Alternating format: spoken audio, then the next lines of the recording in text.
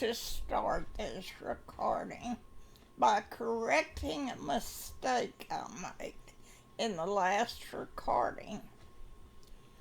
I said that my grandmother had married into the Kilo family. And of course that was wrong. It was my great-grandmother that married into the Kilo family. And she married Alex Kilo, and then they had a little girl named Harriet Ann who married Ed Abbas and became my grandmother.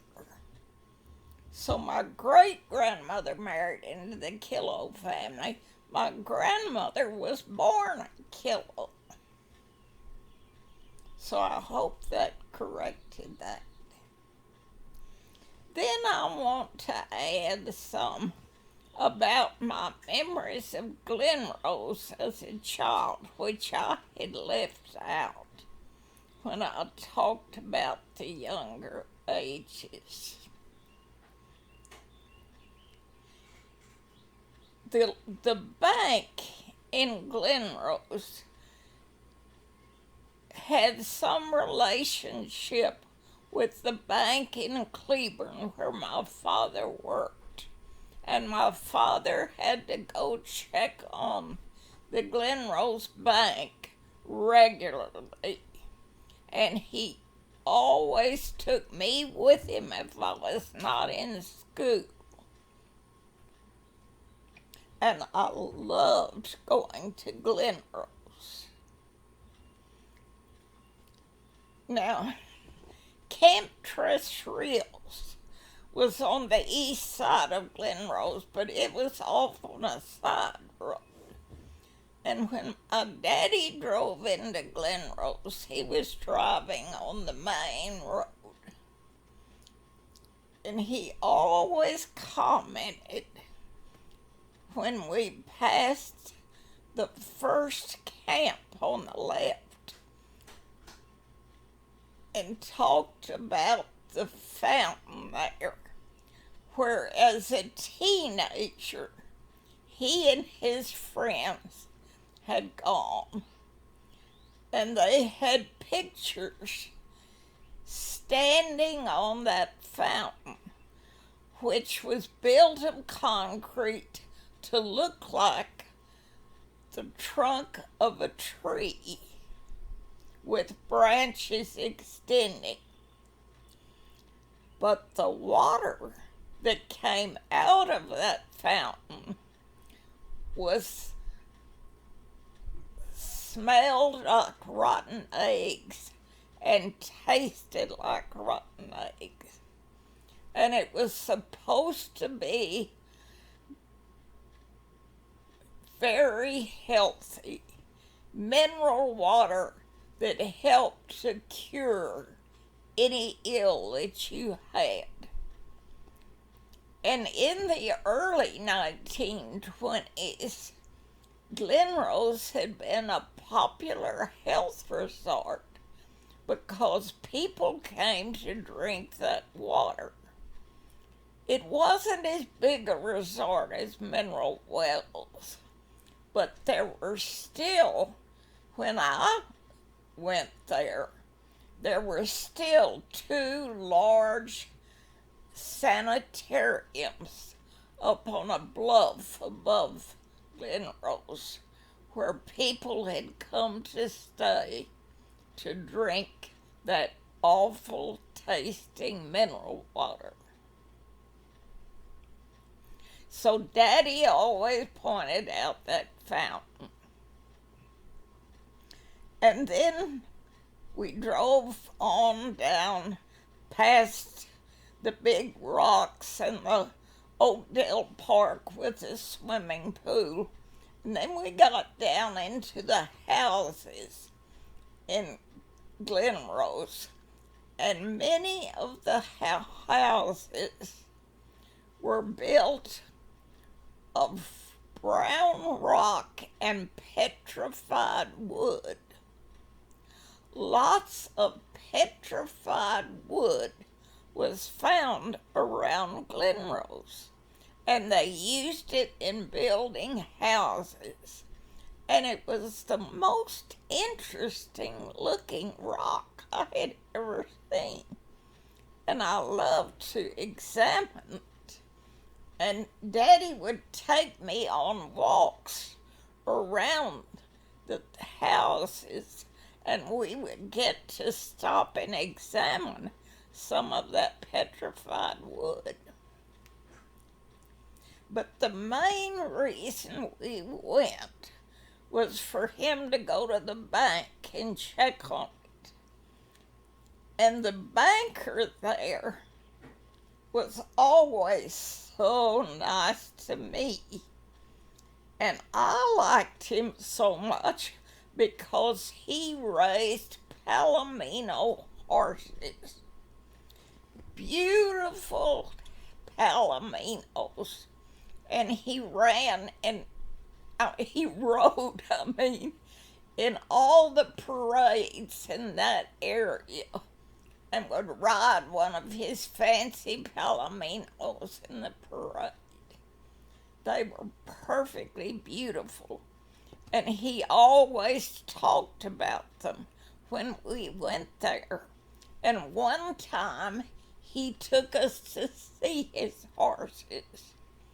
He took us up on the bluff above Glenrose, where he and his family lived in one of those pretty houses made of brown stone and petrified wood. And behind the house, they had a barn, and there were those beautiful Palomino horses. And I got to see them up close and pat them. And that was such a treat. I would never forget that because I love those horses so. Now, another point of interest a little later on was the finding of dinosaur tracks in the Paluxy River west of Glenrose. And one of those tracks had concrete poured in it, and it was lifted out and brought into Glenrose and put on the courthouse square with a little stand built around it. So you could walk up into that stand and see that, spend that time looking at that track from an old-time dinosaur. And that was so exciting. And my daddy would explain to me about dinosaurs. For some reason, they had to move that dinosaur track from the courthouse square. I think it was some legal reason that they had to move it. But at least I'd gotten to see it in the beginning. And then when I was going to camp, I started to say El Tesoro, which was another camp I visited. When I was going to Camp Tres Rios, one year they put us all in a big truck and had us stand in the truck while they drove to the west side of Glenrose, to the Paluxy River there, where those dinosaur tracks had been found. And they let us out to sit on a grassy hillside while an expert in dinosaurs talked to us and explained to us all about them. It was very interesting. And then they let us, a few at a time, walk down to the river's edge and see the tracks in the river. And oh, that was so exciting. And of course, later that area was turned into a state park. But that was in the future. And I was so glad I got to be in there in the early days to see it and hear about it. And that was so exciting for me. So those things about Glen Rose I just wanted to tell. And then I remember our family spending 3 or 4 days in a little cottage in Glen Rose, just a few buildings down from the bank, along the main road. But it was a camp that had about 4 nice little white frame cottages. And along the back of the campground ran the Paluxy River. It was down a steep bluff, but Ann and I were able to climb down that bluff every day and play in the river. And that was such fun for us. So those are some of my memories of the early days that I went to Glen Rose. Of course, from the time I was 9 on, I was going to camp there for many years. So, those were memories of Glen Rose. So to go back now to where I had left off last time, in the age group of 11 and 12,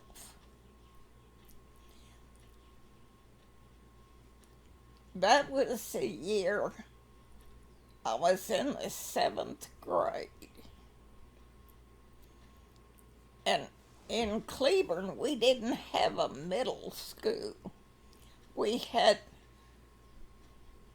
a school that started with the 1st grade and went up through the 7th grade and ended there, and then we went to high school from there and went to actually, I guess, the last year of what would have been middle school and 3 years of high school. But those last 4 years were held at the high school building. So I went to the 7th grade when I was 12 years old. And I remember that at the beginning of the school year that we had to write, we were told that we would have to write a theme for the year. And it would be very important to write that theme. And I remember talking to my daddy and saying I couldn't decide what subject I wanted to write my theme on. And he suggested that I write it on the life of Franklin Roosevelt, because he said very few people knew about the life of Roosevelt, even though he was popular politically and many people voted for him. They did not know about his life, and many people did not even know he was paralyzed because he tried to keep it a secret. And when he had pictures made of him standing up, he would first have an attendant get him up in a standing position and stand on each side of him to hold him up. And then he would have a picture made that looked like he was standing alone with those men. And that was the way he hid his paralysis from the public.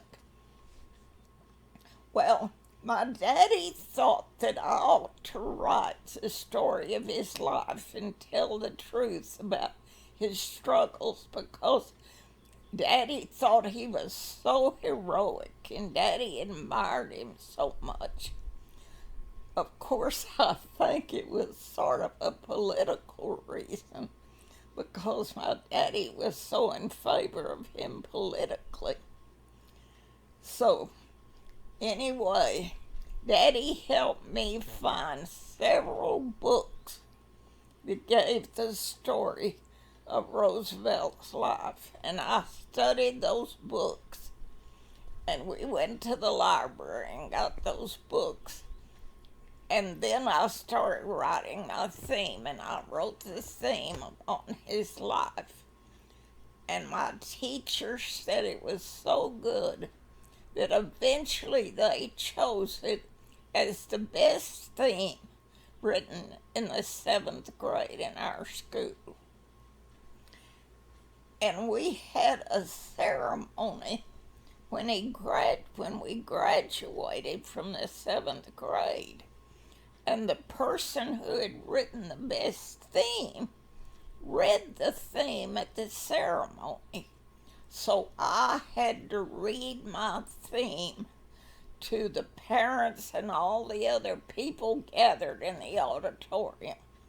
And I was so nervous. But I got through it and read my theme, all of that theme, to the crowd during our graduation ceremony.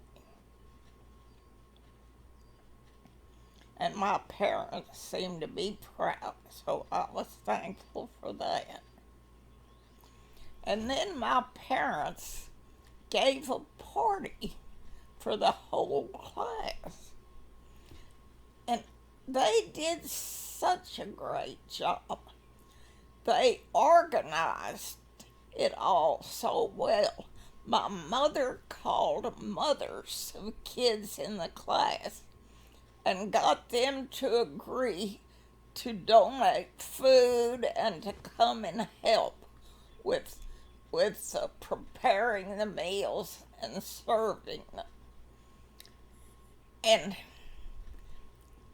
Daddy organized people to drive us over there and teachers to stay as chaperones. And they got most of the junior high. Actually, we didn't have a separate junior high. Most of the 7th grade teachers and some of the high school teachers to come to help chaperone the party. And so our class was brought over in cars to Camp Tres Rios. And that's where we had our party. We had the whole day at the camp. And since we didn't have a swimming pool in Cleburne then, and the closest swimming pool was at another camp in Glenrose, many people had never even been in a swimming pool before. And none of us had been able to go very often to a swimming pool. So having that day at Camp Tres Rios, when our class had the whole swimming pool to ourselves all day long, was just wonderful. Now, there were some other activities, like I remember a volleyball game and some other things going on. But most of the time was spent in the swimming pool. And our teachers, my daddy made sure that there were plenty of teachers around the swimming pool watching and being careful for us.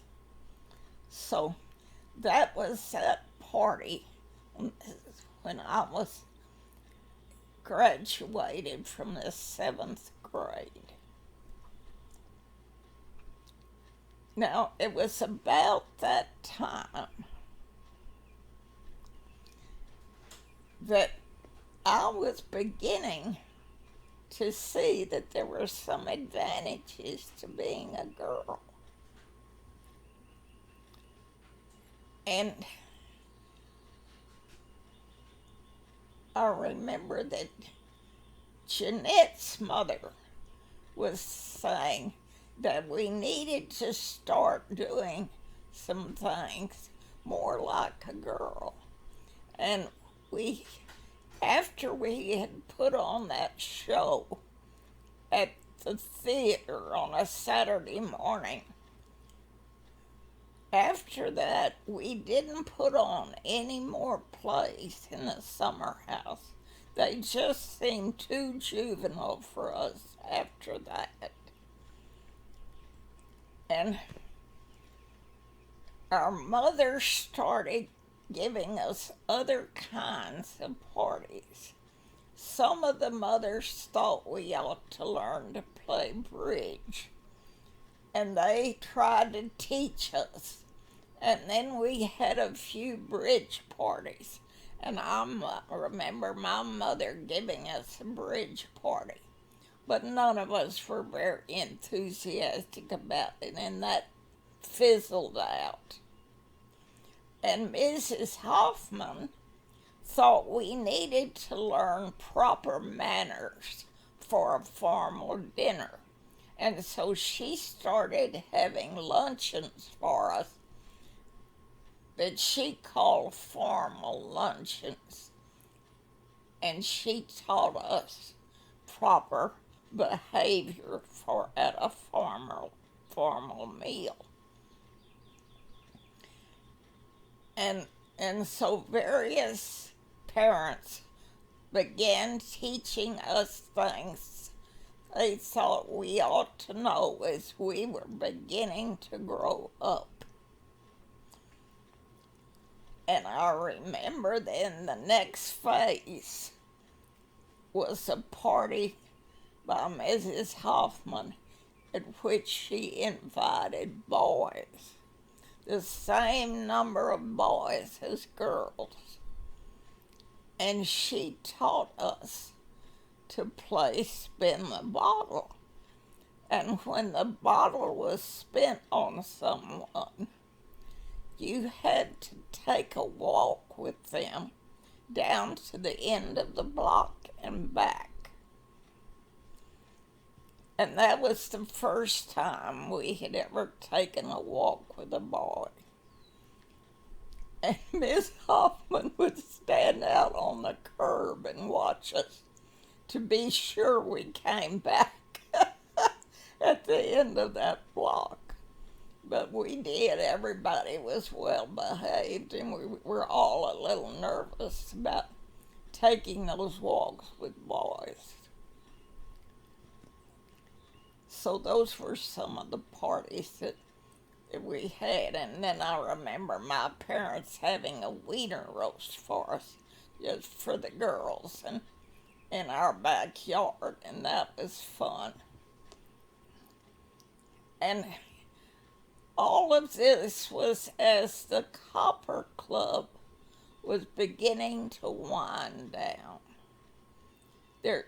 We were beginning to just find things that interested everybody, and there weren't near as many things left that interested all of that group, because we were beginning to grow up, and growing up in different phases, some faster than others. But that was when the Copper Club just gradually fizzled out, and I thought that was sad.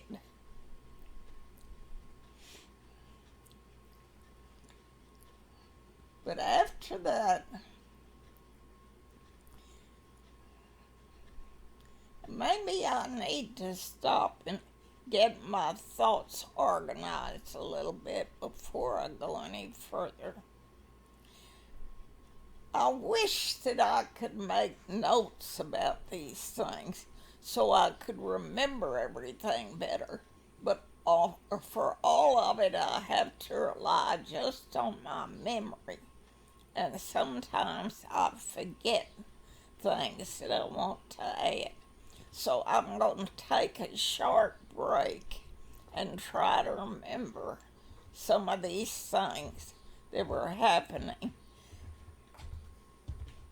as we were beginning to leave the seventh grade and get ready to go into high school.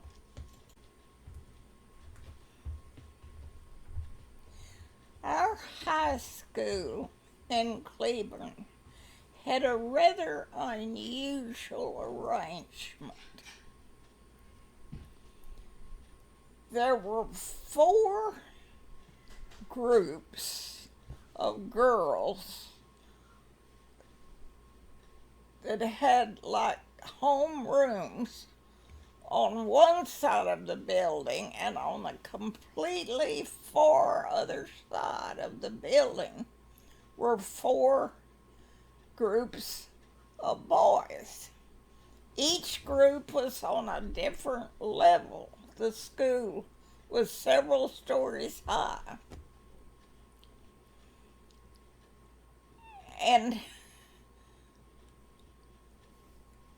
the main the groups were called houses, and the main house for girls was Willard House. That was where all the smartest girls were, where the girls that were at the top of the social class were, socially and intellectually, and we wouldn't call it that, but economically, were in Willard House. In some ways, it was almost like a sorority. And we felt like we had to get in Willard House, that our high school years would be ruined if we didn't get in Willard House. And they started registering students at 8 o'clock in the morning on registration day. And the first ones who signed up for Willard got in it, and after that, nobody else got in. It was first come, first serve. Now, I think Willard had about 80 girls in it, 80 to 100. But of course, most of them were already upperclassmen, and I'm not sure how many freshmen could get in. But I remember my friends who, what was left of the Copper Club, we all thought we had to get into Willard. And we planned that we would get there on registration day at 5 o'clock in the morning to get in the beginning of the line to be sure we got in Willard. And then, lo and behold, we found out that the registration day was going to be when we were at Camp Tres Rios. Oh my gosh, we were so upset, and there was all this consultation with our mothers, and we said we can't go to camp because we can't miss that registration. Well, my daddy said he would fix it, that he was sure that we needed to go on and go to camp. And he called Mr. Dunlap, the high school principal, who had been principal when he was in high school. And he called Mr. Dunlap and explained to him that my three best friends and I were supposed to be at camp in Glen Rose on the day that registration occurred for high school. And it was very important for us to get into Willard. And we didn't know what we were going to do. And we thought we would have to miss camp because of this. And he asked Mr. Dunlap if there was any way he could register us early. Well, Mr. Dunlap hesitated, and then he said, "All right, if you and the girls promise to never tell another soul, you can bring them over to my house tomorrow night, and I will register them." So my daddy took my three friends and I over to Mr. Dunlap's house, and he let us in and took us into his dining room table and registered us for high school and put us in Willard House. And he said when we first got there, during the time we were there, and just as we left, he reminded us, don't dare tell a soul that he let us do that. And I never told anybody until just now. And I don't imagine the other girls ever told either. But Mr. Dunlap made it possible for us to get registered for Willard and still go to camp during the registration time. He was so wonderful.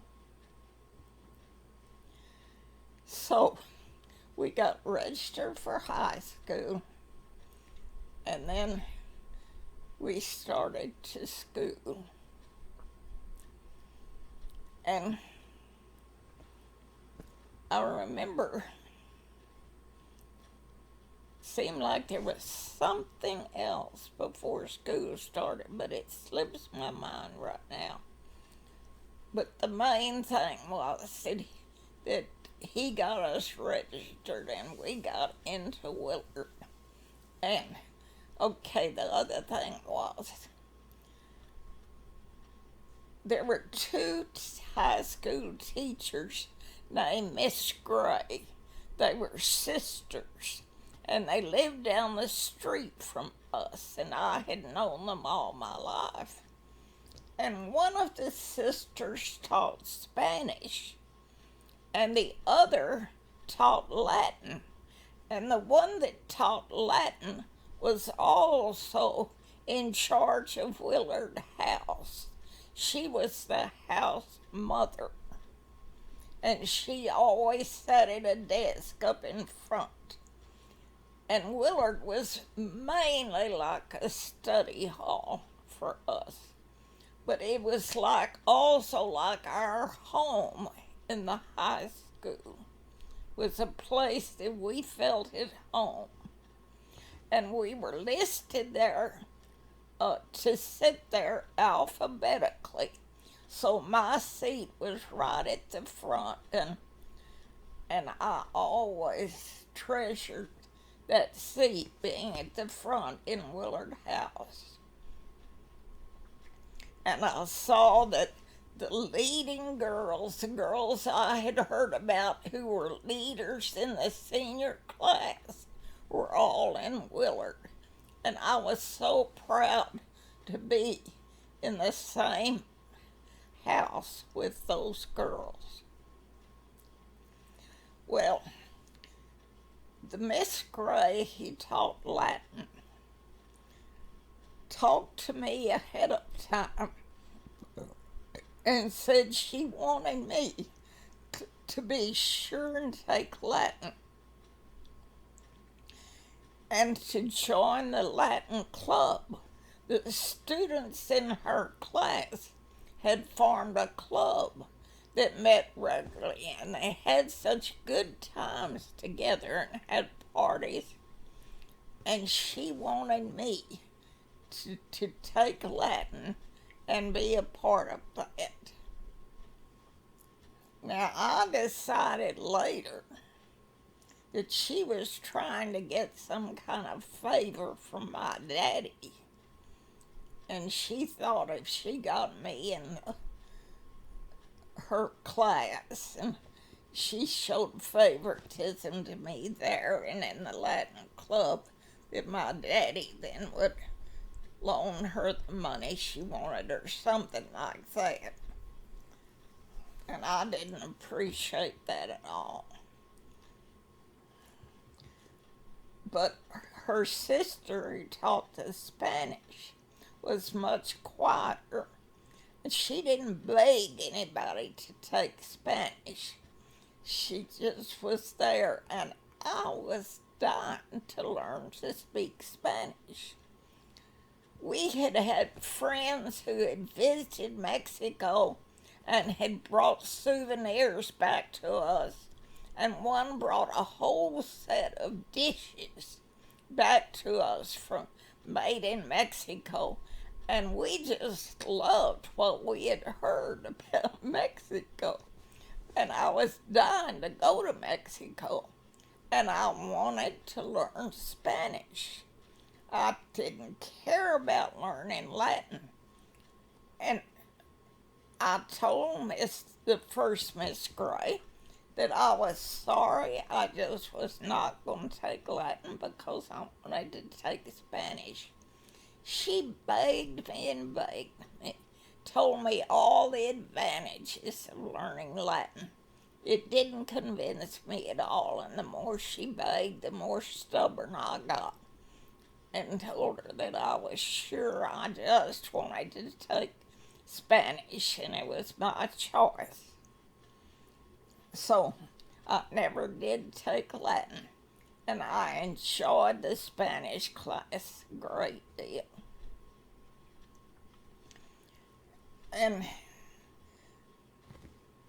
those are the things I remember about school the first year. And the boys were on the completely other side of the building, but we did have joint classes. So that was the high school. Now, also during that year, near the beginning of that year, I remember my daddy telling me one evening that Mrs. McCoy wanted us to come over to her house and talk to her. Now, Mrs. McCoy was one of Cleburne's leading citizens. I think she was on the city council, and she had a huge house. She was well-to-do, and she was very prominent in every way. Now, her niece, whom she had raised, was in high school with my parents and was a good friend of both of my parents and continued keeping up with my mother after she married, and they continued writing and would visit back and forth and were good friends. So I felt like I knew Mrs. McCoy because of that. So my daddy said that she wanted him and wanted him to bring me over to her house. So we went over there, And she said that she had been concerned about the girls not having enough activities in Cleburne, that the boys had Boy Scouts and other activities, but the girls didn't have anything, which of course is what I had been concerned about all along. And she said she wanted to do something about it. And she had gone to Fort Worth and gone to Waco and invested the Girl Scouts and Campfire Girls. And she decided that Campfire Girls would be best for Cleburne. And so she wanted to organize it in Cleburne. And she said that she would need the business community to support her because it was going to take money to get started. And she wanted to have a camp in the summer, a 2-week camp. And of course, that would require money. So she wanted my daddy to be chairman of a committee, or a board, she called it, of businessmen to start the Campfire Girls in Cleburne. And she wanted me to interest the young people in it. And I was thrilled to death because, of course, I had wished all along that we had more activities for girls, and that was one reason I wanted to be a boy. And so now I had just begun to realize that there were advantages to being girls, and that it was kind of fun to have little crushes on boys. And so I was finally beginning to enjoy being a girl. And I always said I would be happy to promote Campfire Girls among the kids. And my daddy said he would be glad to be chairman of the board of businessmen. So Mrs. McCoy got it started that way. And she visited women all around town, and she got leaders for each age group of Campfire Girls, beginning with 6 years old up through high school. And so she got leaders for each of these age groups. And then had us start meeting. And I just remember I was so enthusiastic about it. And she had a meeting of the high school girls and their mothers, and the freshman high school girls and their mothers, and told us about Campfire Girls, and had those of us who were interested to sign up. And I was so disappointed that none of my old friends from the Copper Club signed up. They told me that this was too infantile, that they were outgrowing things like that, and they weren't interested in anything like that anymore. They were getting interested in boys and interested in clothes, hairstyles, and dressing to impress boys, makeup, how to wear makeup, and beginning to learn to dance and to dance with boys. Well, I just wasn't ready for anything like that. That did not appeal to me at all. That was when a break occurred then between the girls who were ready to go for those more grown up things and we who were, I guess, not as mature, but not interested in things like that. We were more interested in things like the Campfire Girls. Well, so none of my old friends from the Copper Club were interested, and that was the end of my close relationship with them, and it made me sad.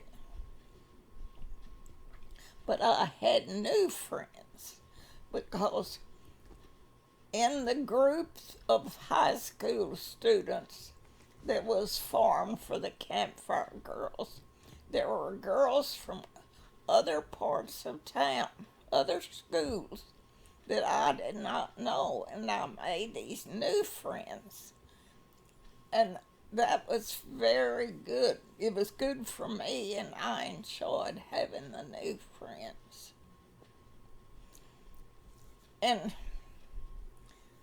my daddy was very involved with getting support from the business community. And in the spring, Mrs. McCoy announced that she had engaged a camp director for us to have a summer camp of 2 weeks. And she had planned the dates, and she had employed the executive of the Campfire Girls in Waco, who had directed their summer camps.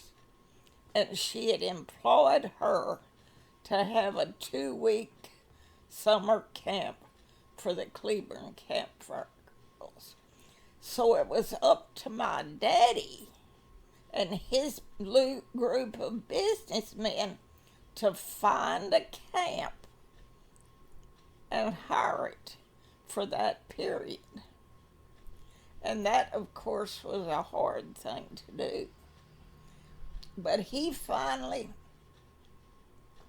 was able to hire an older camp on the west side of Glenrose.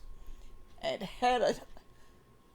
was on the Paluxy River, on a little bluff above the river, and it had a number of cabins, maybe about 7 or 8 cabins, and all the cabins were just like a floor and a roof and screen wire in between. And then they had canvas curtains you could pull down over the screen inside for privacy. So those were the kind of cabins that they had in some of the other camps in Glenrose too. And then Daddy hired the high school cooks, the husband and wife cook who cooked for the high school, to do the cooking at our camp. And he found a nurse who was willing to work as the nurse for our camp. And Mrs. McCoy got all of the leaders of the various age groups of Campfire Girls to be counselors at the camp. And so it was all just planned beautifully. And worked out just great. And I remember Daddy had a big banner painted that said Cleburne Campfire Girls, and he had it strung up at the entrance to that camp because he was so proud of it. And also, another wonderful thing he did was to hire a wrangler with a string of horses so we could go horseback riding. A lot of camps didn't have that. And so uh, he was able to rent the ranch across the street, a large area of this ranch across the street. And there was a barn near the street on the side of our camp. And the horses were kept in that barn. And then the wranglers would lead us on trail rides over that ranch. And we had horseback riding twice a day. And it was wonderful. And I loved that. And I loved going and riding those horses. And anyway, of course, our group was the oldest group, but we had such a good time. And I loved that camp. And, excuse me, and in Campfire Girls, like Boy Scouts, you could earn little merit badges when you accomplished something. And they had these various things outlined in the manual that you could earn a merit badge for. And I wanted to earn as many of those as I could to please my father, because I was so proud of what he was doing for the Girl Scouts. And so I was working and working, and I always earned more merit badges than anybody else because I was so motivated. And so we earned badges ahead of time, and then during the camp, and at the end of the camp, we had a ceremonial down on beside the Paluxy River. And had a big campfire there because it had a real rocky beach along there where it was safe to have a good sized campfire. And we had a ceremonial there, and it was real neat. And then all the badges that we had won were given out, and that was, oh, I thought that was so impressive. I loved it. And that was the first camp of the Cleburne Campfire Girls. But because of it, I didn't go to Camp Tres Rios anymore. I felt that my duty was to support my father in this effort. And so I didn't go to Tres Rios anymore after that. I had been for 5 summers to Tres Rios. And now I started going to the Cleburne Campfire Girls Camp. And I think I went 4 summers to that. So I think I need to stop for a minute and take a break.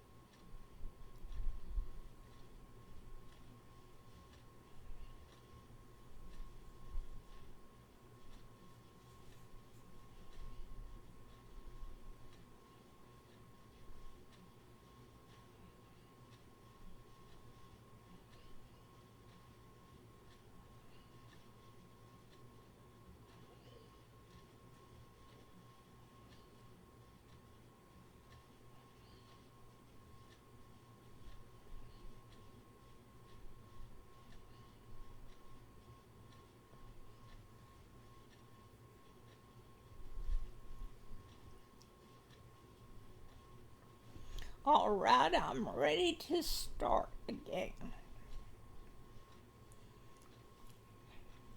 Now, I had talked about the beginning of the Campfire Girls during my freshman year in high school. Something else happened that freshman year. At the beginning of the year, just before school started, my daddy told me that Mr. Smith, the banker at Rio Vista, a little town near Cleburne,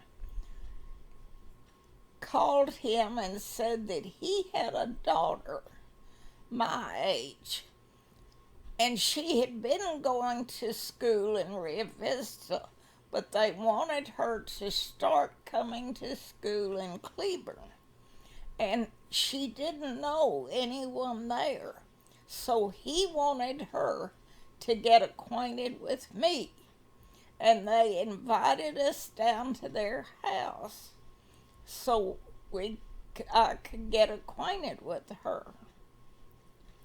So Daddy took me down there, and we drove up to their house, and I was in awe. It was like the pictures I had seen of Gone with the Wind. That beautiful big house, white frame, 2-story house with trees around, columns around in front of the house. It was just like the old South. I thought it was perfectly beautiful. I loved it. And then we went in and met the family, and I loved Mr. and Mrs. Smith immediately, and Barbara Jean. And we called her Jean in those days. And Jean and I hit it off right away. And we just sat down and started talking, and it was so good. And they had a tennis court next to the house, and she and I played tennis for a while. But I just was so impressed with that family, and I just loved every one of them, and was even liked her little brother. So her father explained that he had gotten permission from the county judge for her at 12 years of age to drive back and forth from Rio Vista to Cleburne for the high school, to attend high school. So she started to high school with us, and they had allowed her to register early too, and she was in Willard House. And so she, from the very beginning, she started taking me home in the afternoon after school. And since Ruth lived across the street from me, she would take Ruth too. So she would drive up in the morning to go to school and then drive back home that evening, and on the way take Ruth and me home. And we would sit out in her car in front of our house and talk for a long time after school every day and digest what had happened at school that day. Oh, that was so good. So good for us. And it was just wonderful. So I had lost my friends from the Copper Club but I had gained this new friend who I could tell was going to be very special. And we became close friends right away.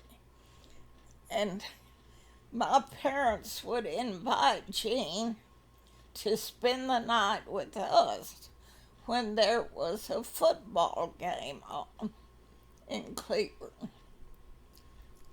And we would walk down to the stadium, which I guess was 4 or 5 blocks away, because it was so hard to get a parking place near the stadium. We would just walk there. And in the beginning, my daddy thought we were too young to walk by ourselves, and he would go with us. And when he couldn't go, he called Granddad Lusk, who also liked football, and asked him to come over and walk with us. And he would do it, and we always loved having him.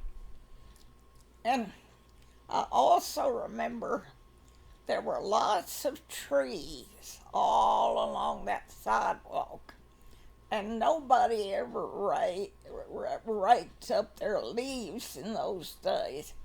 And there was be thick coating of leaves all along that sidewalk. And we would walk through the leaves to the football games. I just remember that so well, and I loved it so. And then we would come back and spend the night together at our house.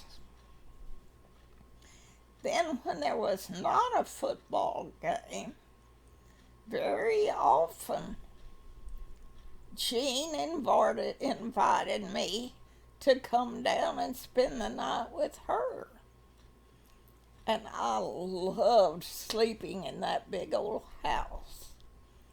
And she had an upstairs room.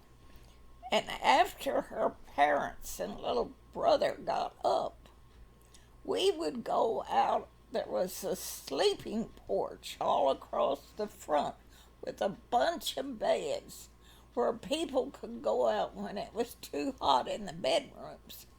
And we would go get out on the sleeping porch and play in those beds, and we had such a good time.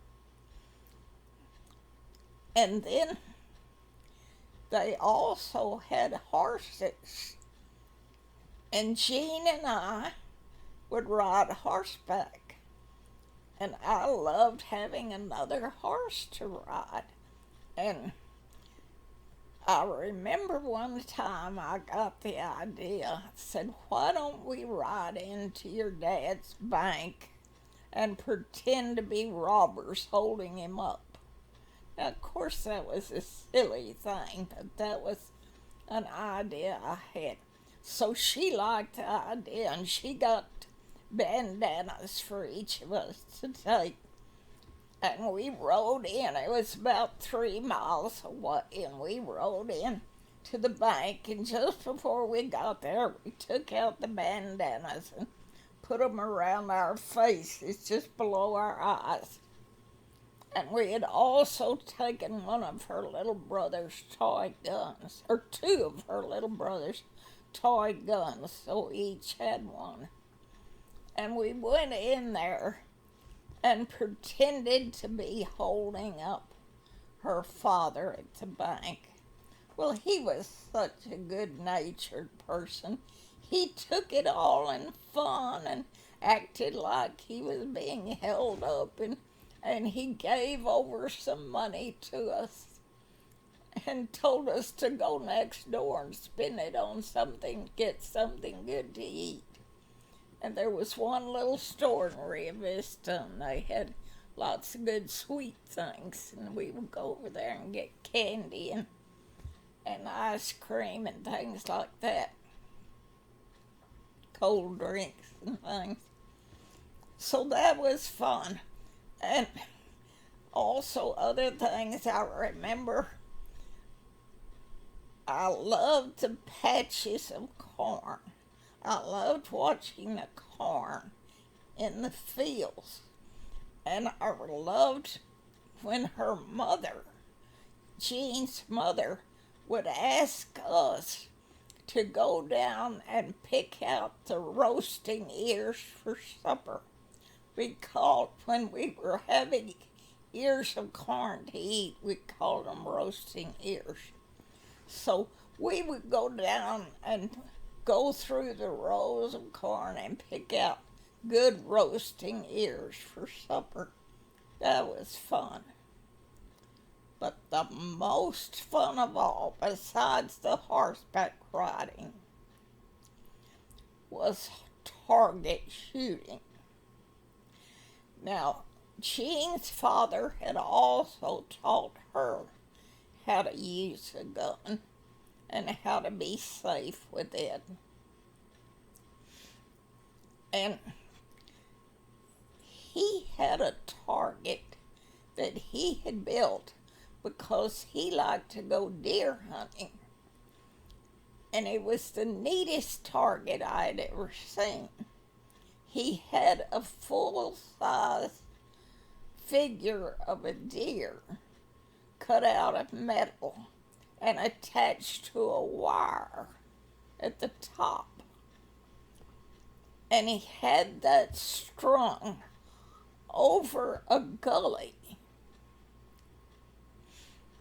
And one of us would stand back on one side holding that deer up at one end of the wire. The other would get down in place with the gun. And then we would let the deer go, and it would slide down the wire and across the gully to the other side. And the one with the gun would try to shoot it while it was going by. And we would take turns shooting.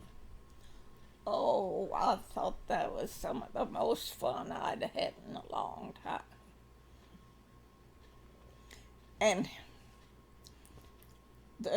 my neighbor, Ruth, who had moved in across the street a year or so before that, we started including her in riding home with us after school,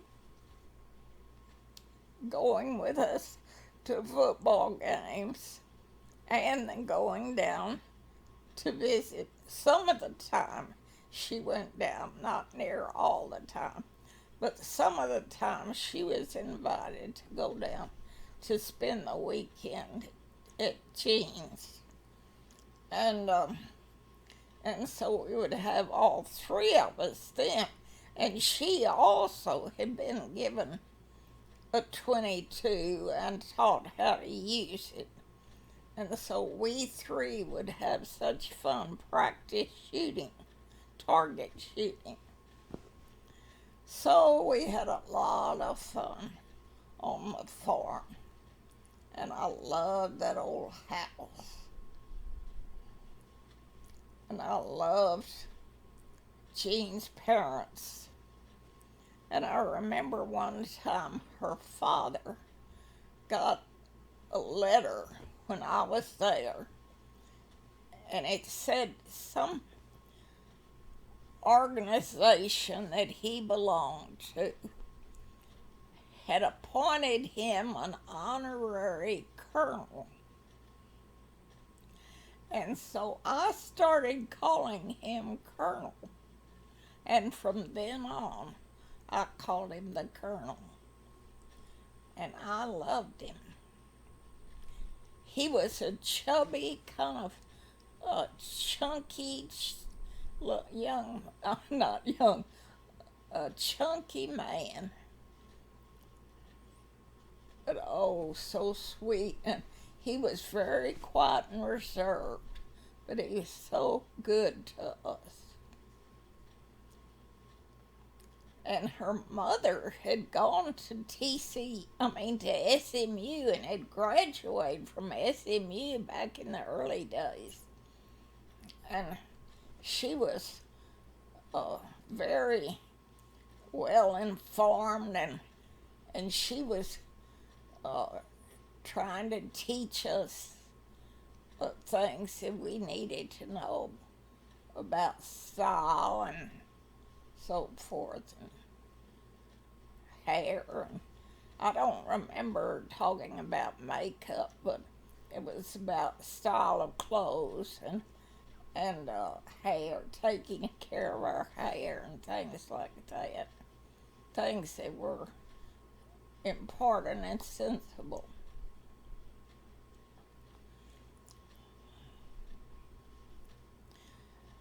So those are things I remember from that first year I was in high school. And it was a very important year for me.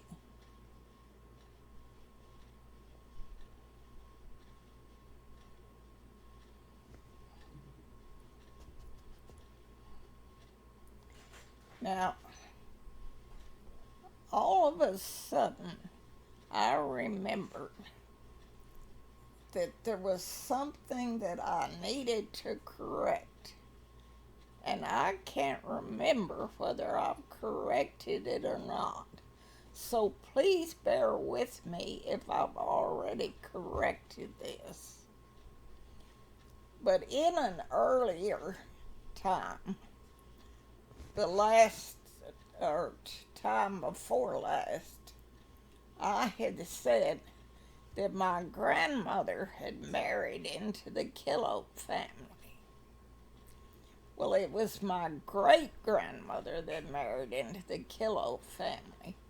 She married Alex Kilo, and then they had a little girl named Harriet Ann, and she became my grandmother. So my grandmother was born a Kilo. So I wanted to get that straight.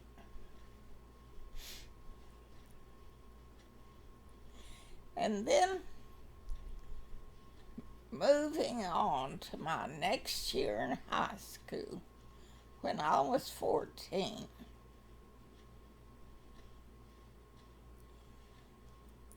I remember that the Trinity University Choir, came to sing at our church. Now, Frederick Dixon was a freshman, I believe, at Trinity at that time. Lucy Lee had gone there for 2 years and then had gone to the University of Texas because she could get the education courses she wanted there. Now, this reminds me of something I forgot. So I need to insert this.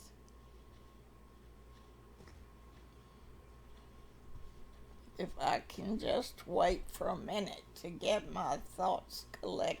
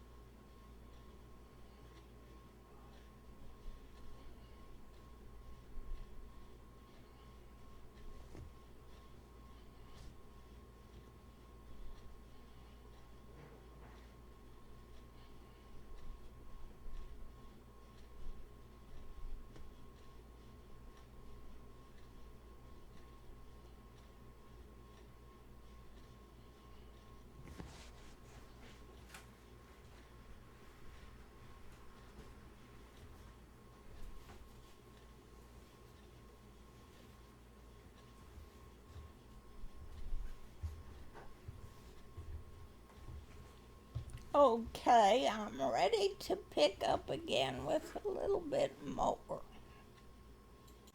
I'm having a little trouble with my memory right now.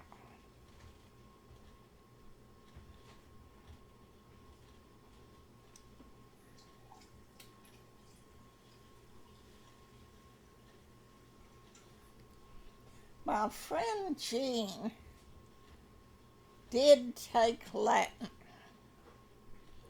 and join the Latin club, which she enjoyed a great deal. But Miss Gray was mad at me for the rest of my high school years because I had not taken Latin.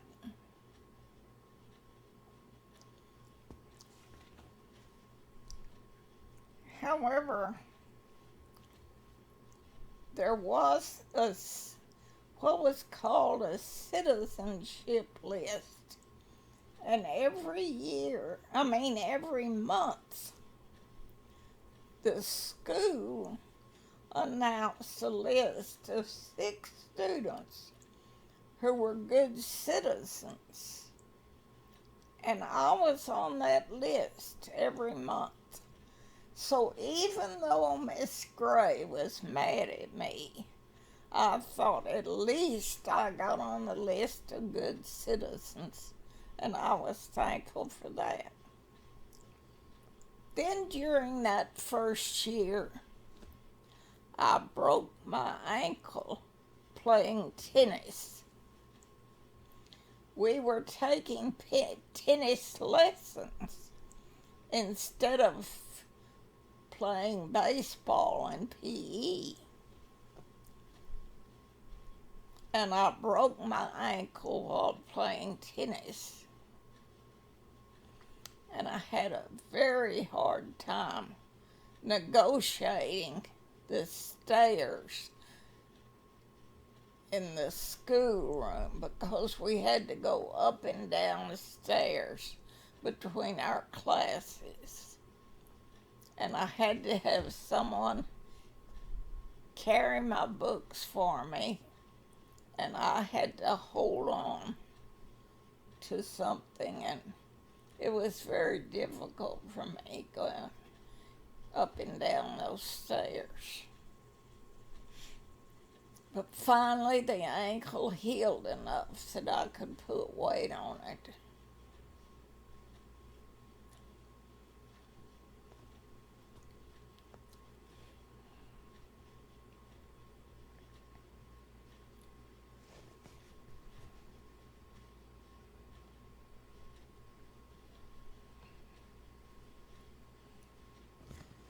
I remember when I was getting close to 14, age 14, when Mrs. Dixon entertained the Trinity Choir. Now, Frederick Dixon had gone to Trinity and was there as a freshman. Mrs. Dixon had gone to Trinity back in about the turn of the century, and she had kept up with Trinity ever since and loved it. And she had sent Lucy Lee there, and Lucy Lee had gone there for the first 2 years, and then she could not get the education courses she wanted there, so she transferred to the University of Texas and went there for the rest of her education.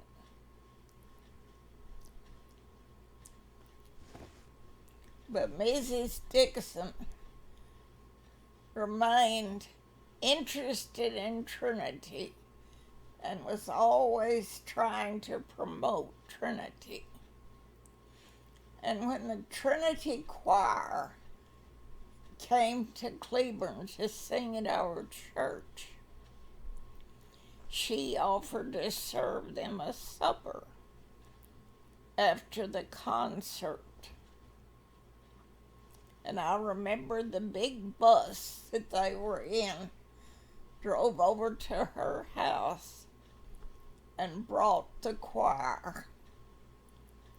And they came in, and her house was just ideal for entertaining because all across the front of the house, the rooms opened into each other. The living room, dining room, and sunroom. And they were all big rooms. And so she had a buffet supper for them there.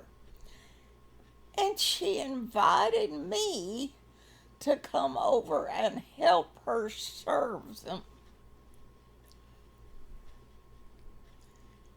And I guess she was trying to get me interested in Trinity, even though there were all these other influences trying to get me to go to the University of Texas. So I just loved having the chance to serve those college students. And I would walk around among them carrying a tray and giving them things, and I got to hear their conversations. Oh, I loved it. And some of those choir members later became some of the leading ministers in Texas in our denomination.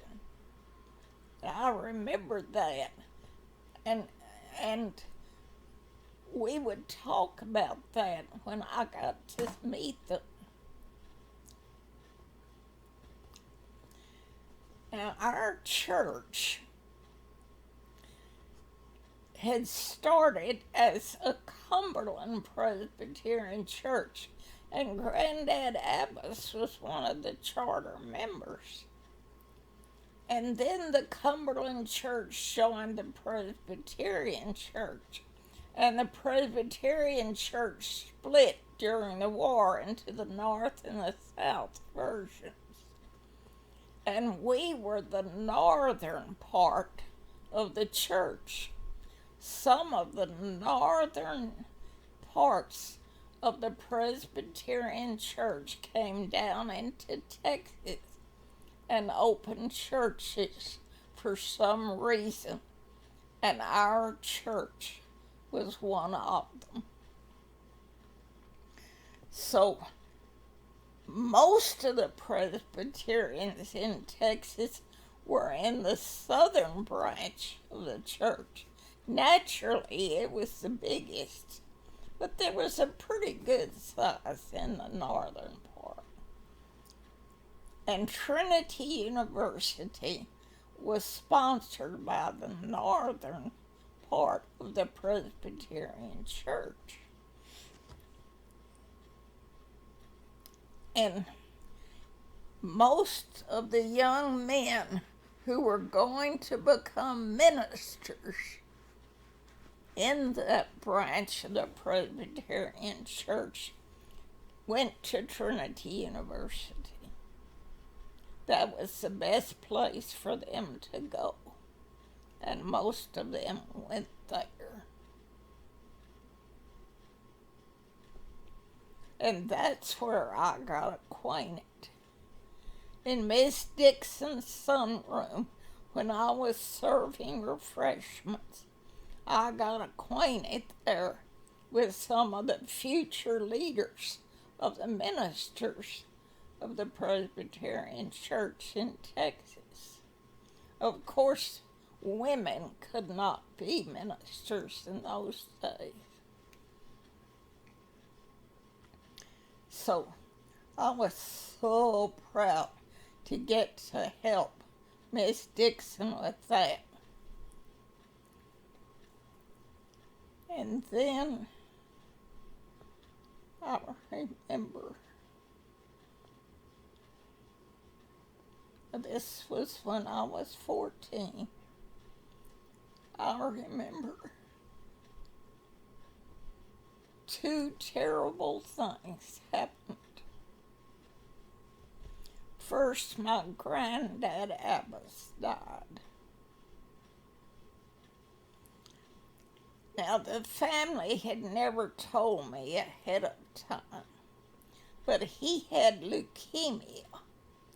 I knew that he had gone to the hospital for a few days at a time for several years, and he always came back talking about how the Santa Fe Hospital used these Catholic nuns as nurses and how wonderful they were and how kind they were. And he never complained about the hospital or about his illness. He just talked about how kind those nurses were. But he died he died at the hospital when I was 14.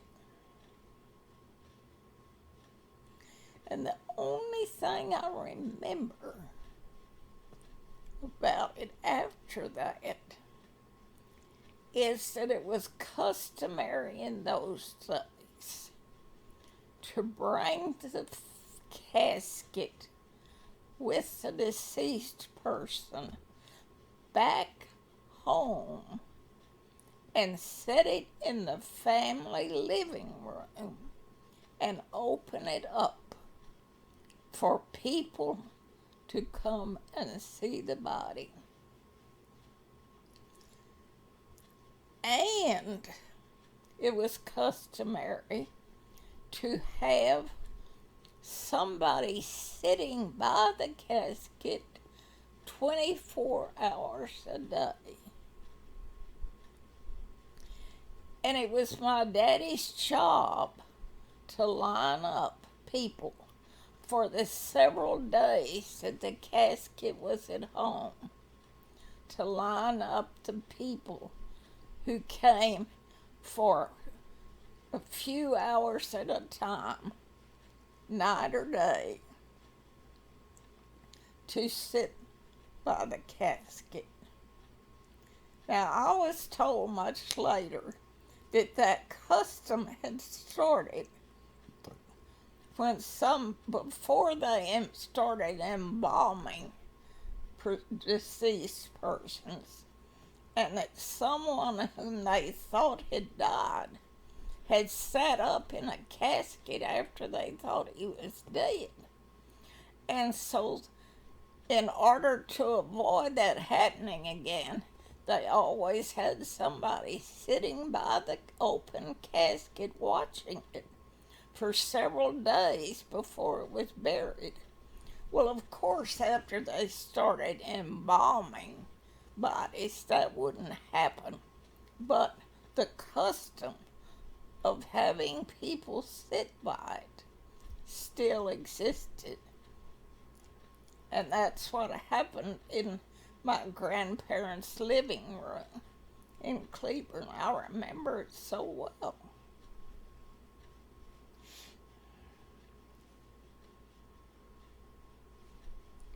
The other terrible thing that happened that year when I was 14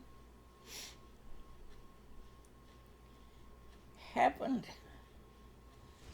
when Frederick Dixon got polio. He was at Trinity, and all of a sudden he got sick, and he was rushed to a hospital in Dallas, and they diagnosed it as polio. And he was in the hospital for a while, and then they brought him home. And I still remember so clearly standing at our dining room window, looking out at the driveway at the Dixons when the ambulance drove up and tears were rolling down my cheeks as I stood there watching the ambulance open the back door and roll out the iron lung. That horrible looking machine, and roll it into the house.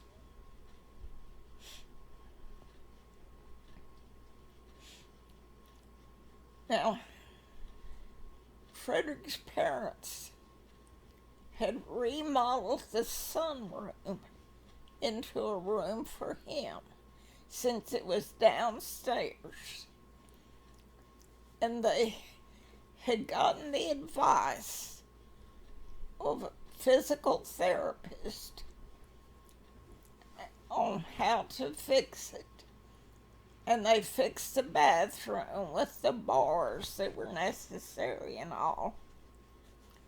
And in one corner, they dug a deep pool that was deep enough for him to get in and cover his whole body. And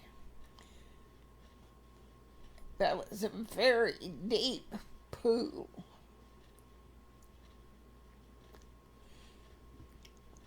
And I remember Mrs. Dixon asking my daddy to come over and check out the materials as they were remodeling the room to be sure he thought it was being done right.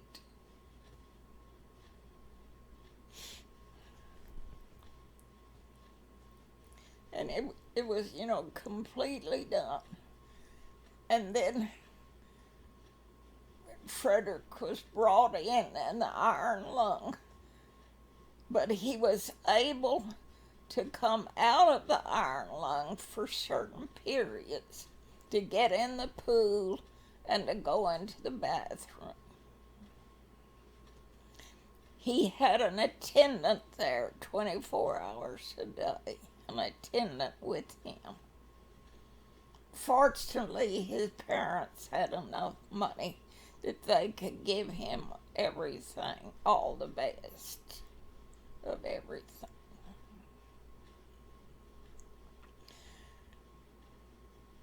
My daddy was allowed to come over and visit with him when he was there in that room. But I was not invited to go. And I never went in that house again after Frederick contracted polio. That house that I'd loved so.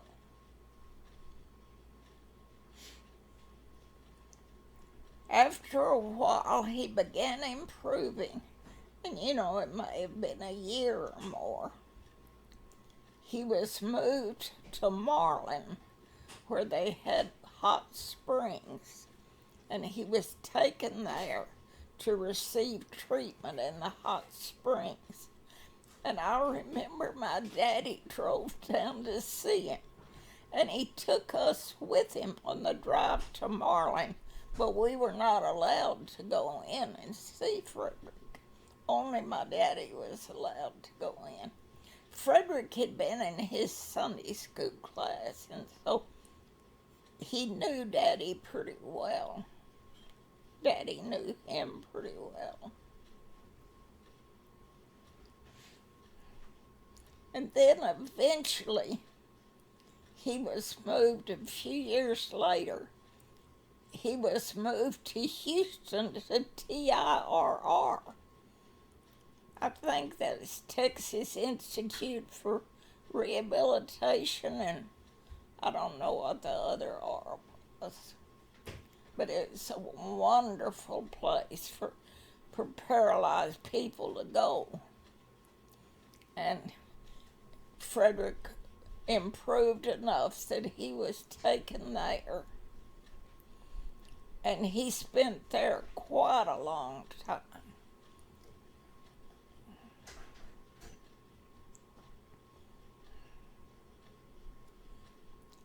improved a great deal while he was there.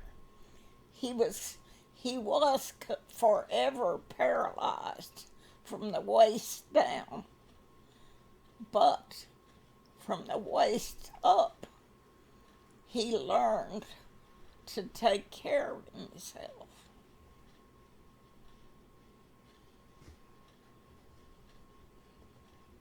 Of course, he always had an attendant. Well, I was broken-hearted when that first happened. Frederick had been my ideal, and I remember when I was very young, probably about 4 years old, I used to think I was going to marry Frederick when I grew up.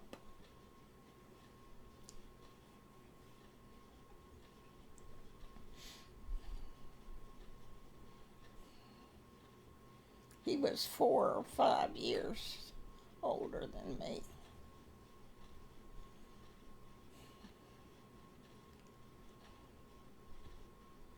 I was just a little pest to him, I'm sure, but he taught me so many things, and I got to enjoy doing so many things with him.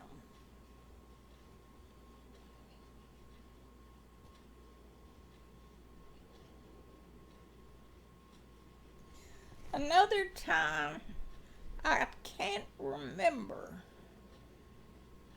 when it was, but it was sometime around that time we had a snow in Cleburne, the biggest snow that we had had in years. And I remember my daddy had gotten a movie camera. Mr. Coleman was a big fan of making movies, and he had gotten talked my daddy to get a movie camera, and was coaching him on how to use it. And Daddy took pictures of us in the snow, and I still have those movies. They were put on some kind of tape. And all those old movies on some kind of tape or in that little green table that has a door that opens up below the top. And that's in my bedroom under the window. I don't know if there's a machine today on which any of those could be shown or not. But that's full of old movies like that.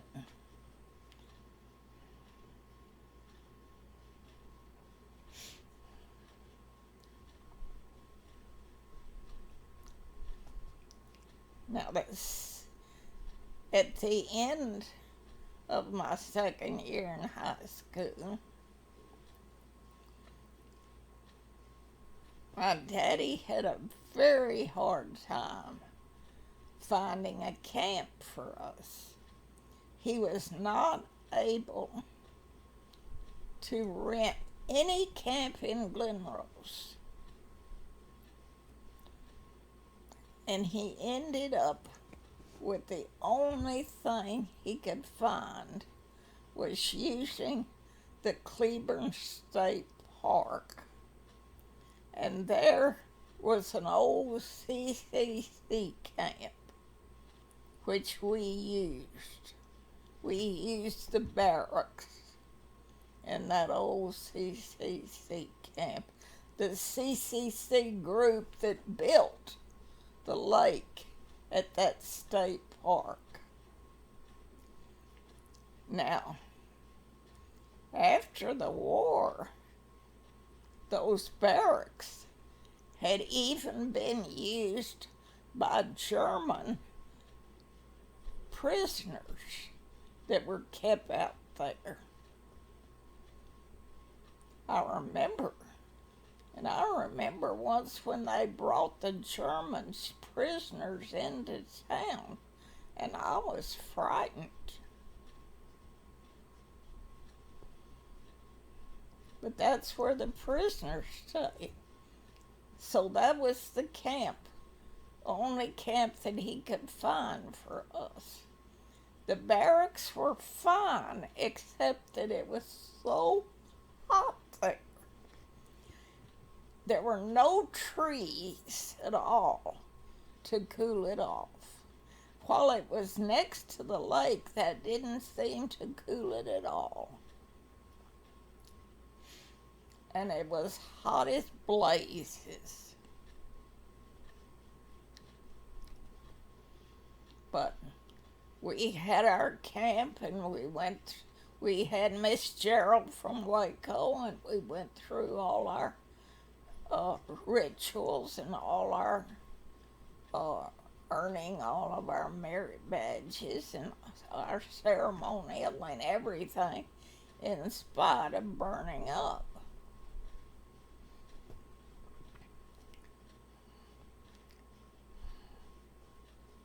So that was the end of the year that I was 14. Or rather, the end of my second year in high school. Then at the end of my third year in high school, or rather at my third year in high school, when I was 15, then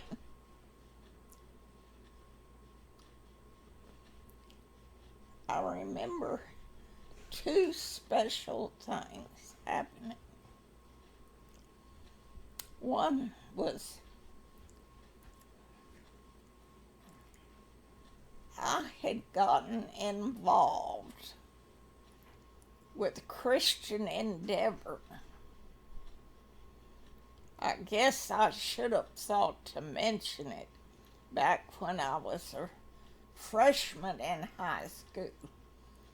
I remember I heard about young people's meeting in the Hemphill Presbyterian Church in the south part of Fort Worth.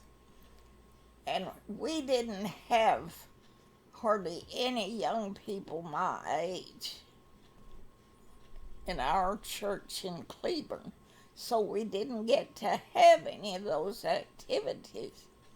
And I was so eager to have them.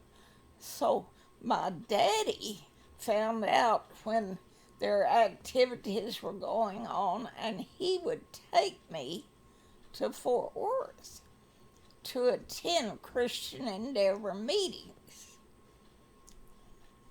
And I got involved, and then he would invite the kids to come back to our church in Cleburne, and my parents would have a supper for them.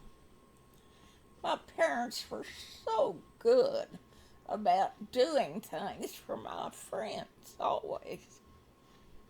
And so I remember them having a supper for these kids from Fort Worth. And they did it more than once. And so more than once the friends from Fort Worth came and had services at our church in the evening. And then one time after I went to Fort Worth to a Christian Endeavor meeting,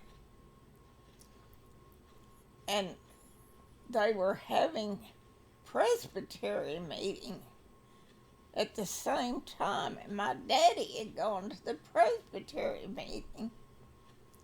And I got the idea. I said, why don't we have a youth presbytery?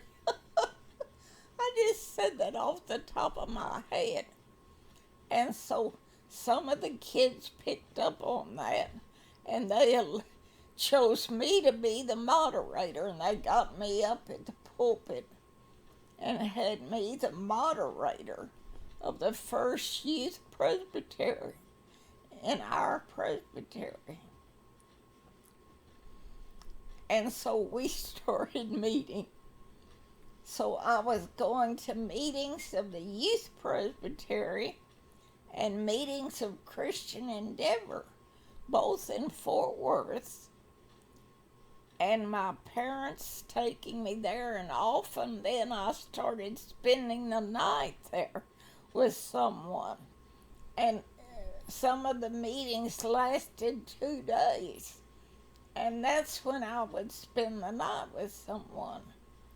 And then we would go to the district Christian Endeavor meeting, and that would be, I remember going to Tyler for one of those and spending 2 nights there with some of my new friends. And I just loved doing all that. And so I was very involved in Christian Endeavor and Youth Presbytery. And when I was 15,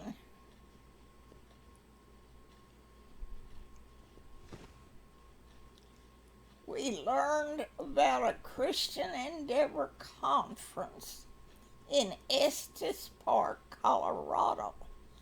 It was a national conference for Christian Endeavor members from all over the United States.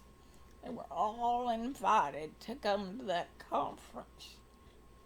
Well, I thought it would be the most wonderful thing to go. And sure enough, we were able to convince a school teacher from East Texas who had sponsored a Christian Endeavor group in her church. She agreed to drive a car full of us to Estes Park for that conference. Oh, I was so thrilled I didn't know what to do. I had never been to Colorado or anywhere up in that direction. And so, sure enough, we met in Dallas, and there was a boy named David, a really good-looking boy named David. I got a big crush on him. And then there were 3 girls, I believe, or 4. I can't remember how many of us there were, 3 or 4 girls and 1 boy. And the school teacher who drove the car. And my parents were happy for me to go and have that experience. So we met in Dallas and we drove, the teacher drove us to Estes Park, Colorado. And the only thing I remember about the trip was when we got to Thompson Canyon outside of Estes Park. I was so impressed with that canyon. It was so beautiful. We drove along by a little river and the beautiful rock walls, and it was perfectly beautiful. And then we drove out onto the mountains in Estes Park, and the little town was beautiful, little tourist town. And then out beyond the town was the Y camp, and that was where our conference was held. And there was a huge lodge, and it had the biggest fireplace in it I had ever seen. and one end of it had a big dining room, and the other end was the lounge area with chairs and sofas and all, and that's where we had the evening programs. And then there were cabins around, and there were several cabins for sleeping, and then there were other cabins for meetings. And we were assigned to a sleeping cabin, and then also assigned to a group that met in one of the meeting cabins. And every day we had these group meetings. They were like classes almost. And they was very serious. And we met all day in these meetings. Well, the very first day when we took a break for lunch, a little boy came up and introduced himself. And his name was Eddie, and he was from Illinois. Well, Eddie started walking me to the meetings, and he would walk me back at night and come and pick me up in the morning and go with me to breakfast. And then we were in the same group that met during the day. And so I got to know Eddie real well, and I really liked him. And we felt that we were really talking about the problems of the world and how that we could try to help solve them. And we felt it was very beneficial. And so this went on for several days. I can't remember how long. Seemed like it was about a week. And at night we would have programs where usually there was a speaker. It was always a real good program.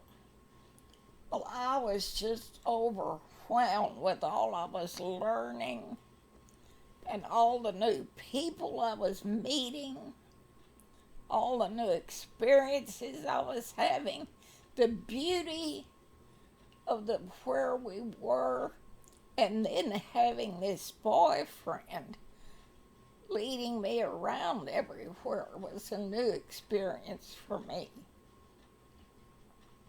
So I was having a great time. And I had gotten a crush on that David in our car, so we drove up there. And now I was really enjoying Eddie as he escorted me around everywhere. So anyway, I had a wonderful time there for about a week. And then it was time to leave. And so we got back in our car, and the teacher took the long way back, drove through western Colorado on a real scenic, I think it was called Skyline Drive or something, a very scenic drive back. And we drove all that way back and down through New Mexico and finally down to Amarillo, Texas, and got through Amarillo. And we stopped there for lunch at Amarillo, and we were thinking that we were almost out of money. All of us had spent almost all the money we had. We could not pay to stay in a motel that night. And so we were going to try to make it to Dallas that night. And we knew that we could call our parents to pick us up in Dallas. So that was what we were headed for, was Dallas. And we left Amarillo and drove for a ways, and all of a sudden a car ran into us. None of us were injured, but the car was seriously injured. It wouldn't drive anymore, couldn't move anymore. And we had to wait there for a wrecker to come from Amarillo, which was about an hour's drive away. We were absolutely exhausted, sitting there beside the road and waiting. And finally the wrecker came and we got in it and rode back to Amarillo. Now we had not hardly any money, and we didn't know what we were going to do. And they took us back to the dealer, and some of the men came in. This was a Sunday afternoon, and they were mad that they had to come in on a Sunday and let us in the shop. And they said that they examined our car and said they would have to order parts that would take 3 or 4 days to get there. Well, we didn't know what on earth we were going to do. And then they said, we have to leave now. We came just to let you all in and check you out. And I said, well, do you know any churches that will let us come in and camp there? No, they didn't know of any. So I remembered then that Vesta, the wife of our minister's sister, the woman whose children we had taken to that 3 or 4 days with Dr. Arnold at Camp Trusrios, and then who had invited us to their home in Dallas during the centennial. They had moved to Amarillo. And so I looked up got information to get the phone number and called Vesta. And I asked her if she knew of any churches that would let us camp out there. And she said, I'll come get you. And God bless her, she drove right down there and picked us all up, took us back to her home. Fortunately, they had a big 2-story house with a basement. She took us in and said she would keep us while our car was being restored. And she did. And she sent her husband to go stay at his club. And she sent her children, her 3 children, to stay down in the game or sleep down in the game room in the basement, and turned all the bedrooms. I don't know where she slept.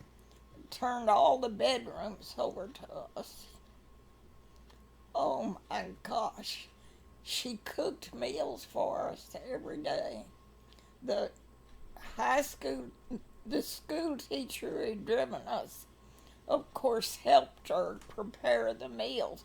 And they had good talks all the time. And Vesta was so impressed with that teacher and with the conference that we had been to. And she loved hearing all about it. And we spent, I guess, 4 days at her house with her feeding us and her family being inconvenienced. And she took care of us. And then we found out our car had been fixed, and she took us down and we drove home. When I told my parents, at first they really scolded me. They said I should not have called Vesta and bothered her. And I should have known that she would offer to keep us. And I told her that we were just desperate and we had nothing else to do. And I honestly thought that she could tell us to some church where we would get help. And so finally they accepted that. But they took me down to Dixon's and we bought a very expensive gift to send to I can't remember what it was, but I remember it was expensive to send to Vesta in appreciation. Oh, God. But that was such an experience.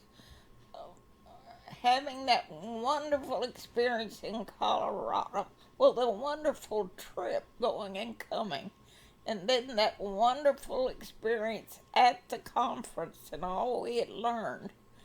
And then the experience of this family showing such hospitality to us and taking care of us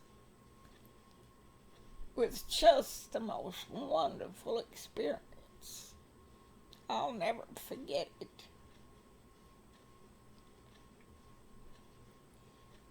And one of Vesta's daughters, one of her little girls, grew up to marry a minister.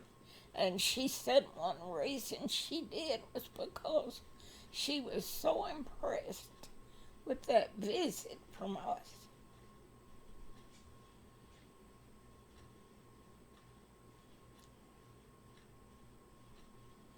And that little boy was killed in Vietnam. That's this little boy.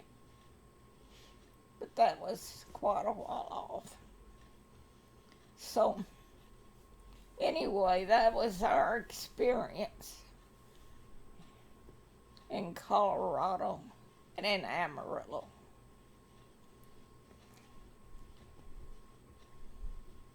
And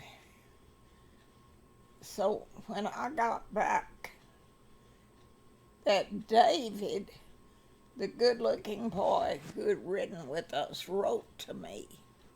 And I started corresponding with him. And that Eddie from Indiana wrote to me, and I corresponded with him. And both of those boys then, after the war started, enlisted, one in the Navy and one in the Army. And I wrote to them all, both boys, for years, up until I became engaged to Ernie. So both of those were boyfriends. And I felt so fortunate.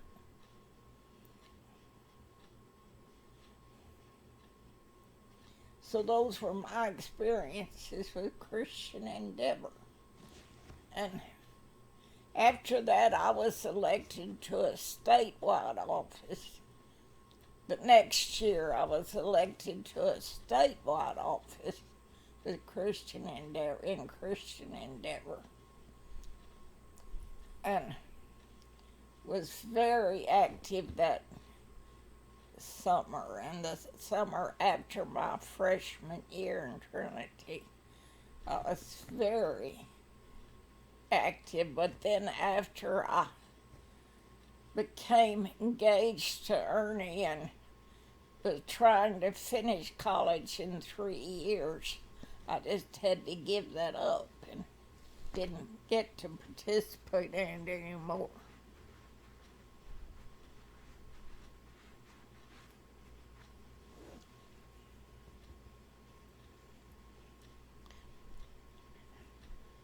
So I was doing all that Christian Endeavor work all through high school.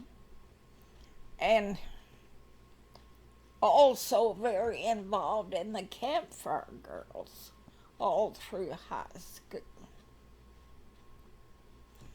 And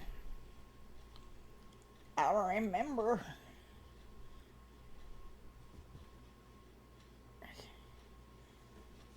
my junior year in high school.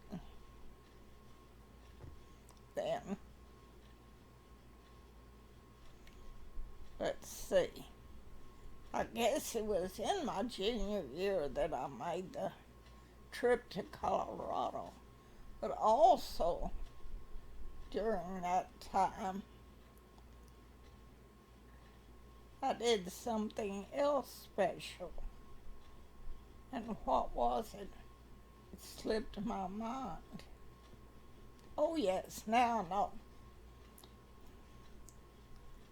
My daddy had always told me that he would take me to an OU, I mean, a Texas, I don't know why I said OU, a Texas A&M game. He always said that he would take me to one, and he had never gotten to do it. And all of a sudden, when I was a junior in high school, a friend of my parents in Austin invited me down for the Texas A&M game, invited me to stay at her house, and said she would take care of me during that weekend. Well, I was thrilled to death, and so were my parents that I was getting to go. And so I took the bus down from Cleburne on a Friday afternoon. And the game was on Thanksgiving Day. It was Wednesday afternoon before Thanksgiving that I took the bus down and didn't get to Austin till that night, about 9 o'clock that night. But Vesta was there to meet the bus. Not Vesta, Virginia. This was Virginia Warren, the friend of my parents. And she had been in high school with my parents. And she met me at the bus station and took me to her home. And she lived just 2 blocks west of the drag. And as we drove to her house, we passed a big pep rally going on at the drag. And I was so excited. So she stopped a while and let me watch the pep rally from her car. And then we went on to her home. And the next morning, she got me up early and drove downtown in time to watch the Texas A&M Corps march up to the Capitol. Now, in those days, all A&M students had to wear uniforms. And for their dress clothes, they had these fancy dress uniforms, and the officers and the band had, tall riding boots, and they were so fancy. And so they were all forming down there on the bridge over the river just south of where Congress goes across the river. And they formed a parade there and marched from there up to the Capitol with their band playing and marching military style. Oh, that was so impressive. I was so impressed, even though I was, of course, opposed to them at the football game. I was so impressed with that band and that march. And then, after watching the parade, she took me back to her house and then got me ready for the luncheon. And my mother had bought a beautiful suit for me to wear, wool plaid pants. Not pants, skirt and jacket. And I thought it was so pretty. And so Virginia got me all dressed up in that. And she gave me a corsage, which thrilled me to pieces because it was they had big orange mums, white and orange. And I had seen pictures of corsages like that, and I was just thrilled to have one. Orange and white mums, big mums, in a corsage. And I put that on, and oh, I felt so proud. And then her nephew arrived. Now, he was attending Peacock Military Academy in San Antonio, so he wore a uniform. It was a different kind of uniform. I think it was blue. But anyway, I loved his uniform. I liked his uniform a lot better than I liked him. But anyway, he was nice enough. I was happy to have somebody take me.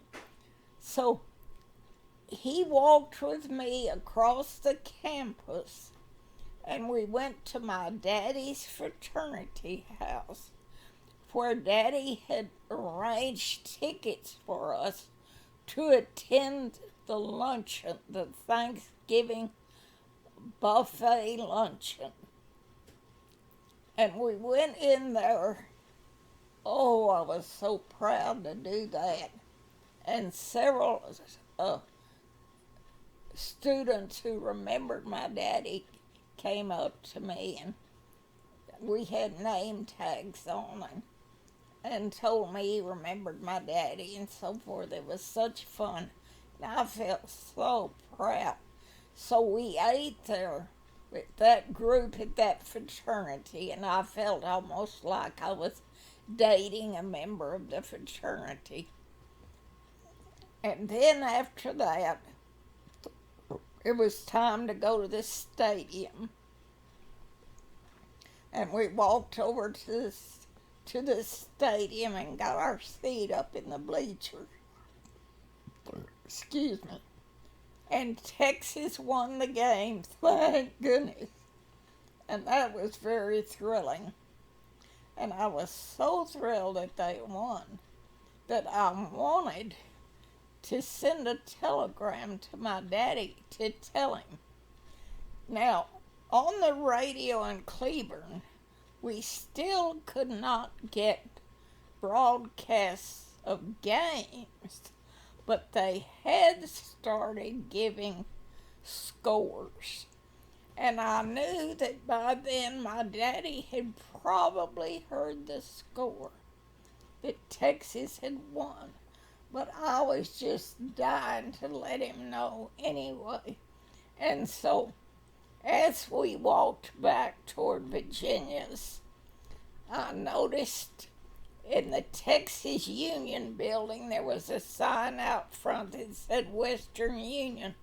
And so I asked John to go in with me, and I sent a telegram to my daddy saying Texas had won and giving the score. And that was such fun for me. And then we got back to Virginia's, and when we got there, I was surprised to find the house full of people. she was having a buffet supper, and it was supposed to be in honor of me. And the people invited were people from Cleburne who were attending UT. And she said there were about 30 students from Cleburne who were going to UT at that time, and she invited all of them. So, and Lucy Lee was the only one that I knew, but anyway, I sat down and they were all doing most of the talking, but I just enjoyed being in the group and feeling like I was almost a college student. And after that, after the party and the luncheon or supper ended, after the supper ended, then we got ready for the dance. And it was a formal dance that night. And the only formal that I had was one that my mother had bought for me the year before, when some of the ladies that we knew were having teas in the afternoon and were inviting some of us girls to help serve. And we were asked to wear formal dresses as we served. So I had this formal from that, and that's what I wore. And John arrived, and he was in his dress uniform, and oh, he looked so good. And once again, I was more impressed with the uniform than I was with him, but I was so happy to have an escort in a uniform. And so Virginia drove us over to Gregory Gym for the dance and left us there, and she said she was going to pick us up at 10 o'clock, and she expected us to come out to her car at 10 o'clock. So we went inside, and they had brought a big band, what was known as a big band, to play for the dance. The band leader was the brother of Jimmy Darcy. Was it Jimmy Darcy that was so popular? And this, I can't remember which of the Darcy brothers it was, but it was the brother of the most popular one. And he had his band and some of his girl singers. And I was so impressed. I just stood there. I remember the railing as close to the band as I could get for a while and listened to it. And John could not dance any better than I could. We tried dancing a little bit, but we couldn't get very far. But the main thing was listening to that band music, and I absolutely loved it. And I remember that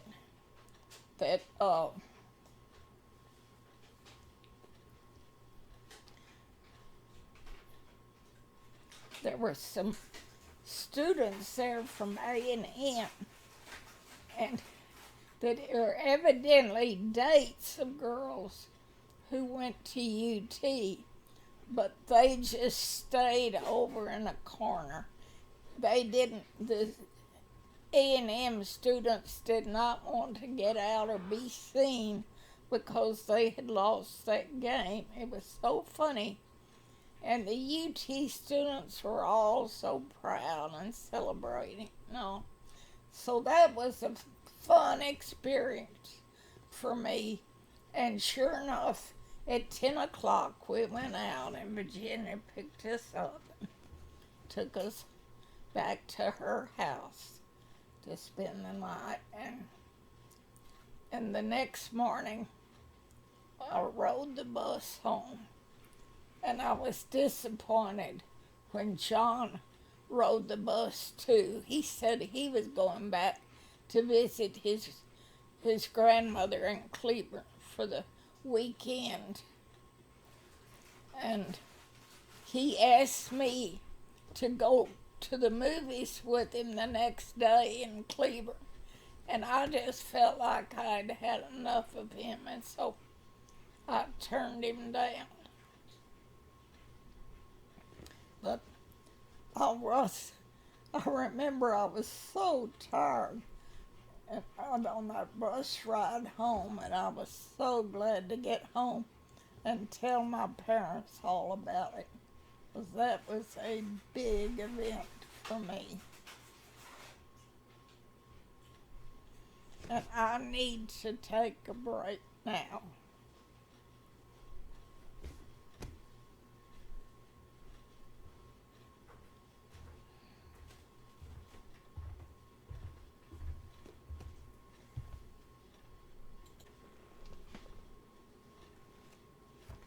Our family had all enjoyed Anne's horse, her little baby horse, growing up and being treated as a pet all the time.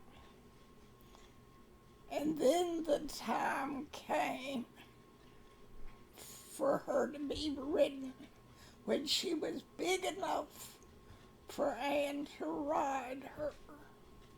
And we wondered how she was going to react. And I remember the whole family gathered around. And Bob had already taught her to wear a bridle and to be led around with a bridle on her. But that was all of that. And then I remember that he first put a saddle blanket on her back. The first time she had had anything on her back. And we wondered how she was going to react, since most horses reacted to that. But she just stood there, perfectly calm. And so Bob very gently slipped the saddle on her back. And she still stood perfectly still. She did not mind at all having that on her back. And so he fastened the saddle securely. She still perfectly calm. And then Anne very gently got up on the horse.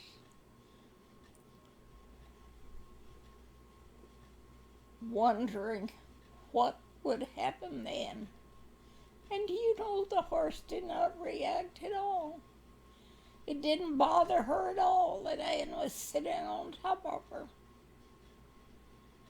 She had been raised as a pet, and she just took that all in stride. And so then Anne rode her around the lot. And she just did fine. And then she rode and I rode on my horse. We rode out on the road. She still did fine.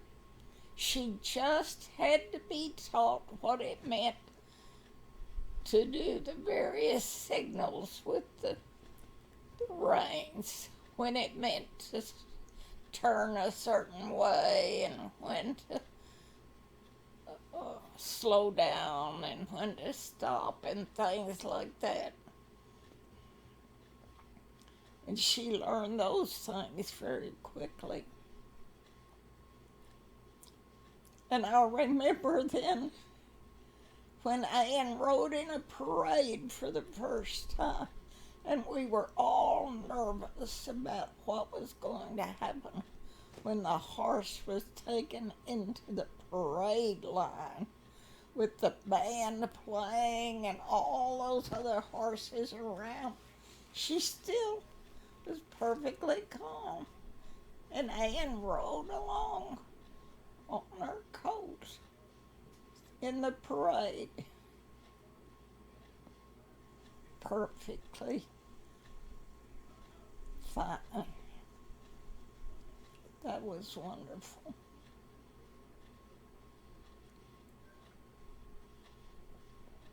Then she rode in the grand entry in the rodeo that night, still perfectly calm. So it was a wonderful way to raise a horse.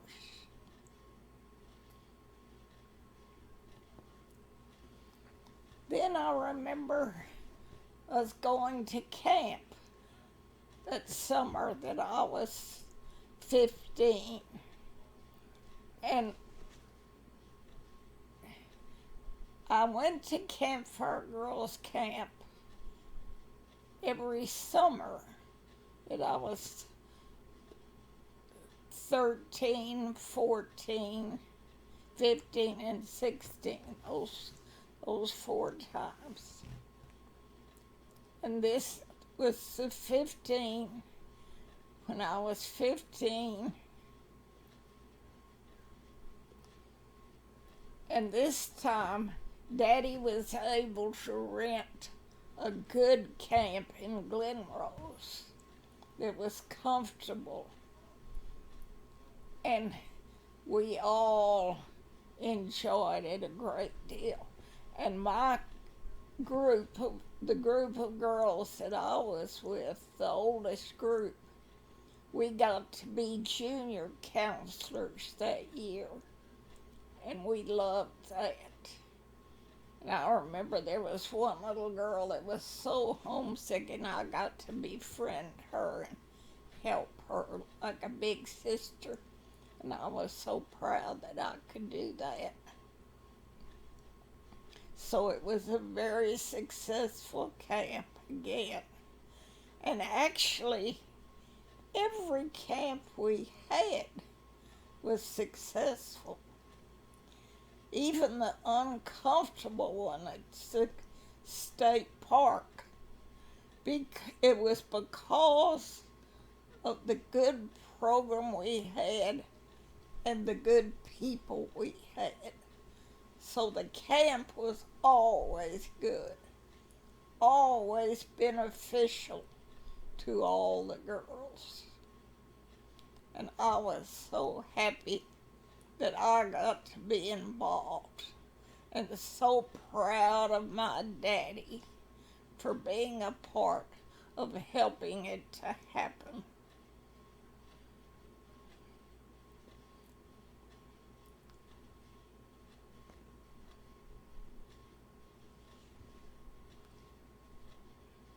So I think that pretty much brings me up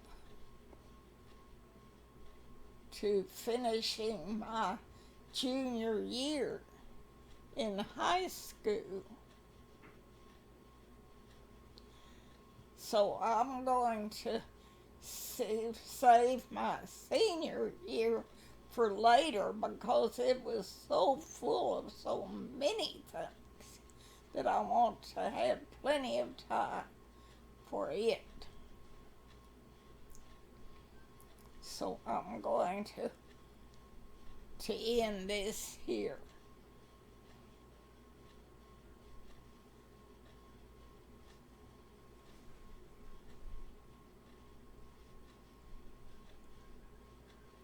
Peter, are you here?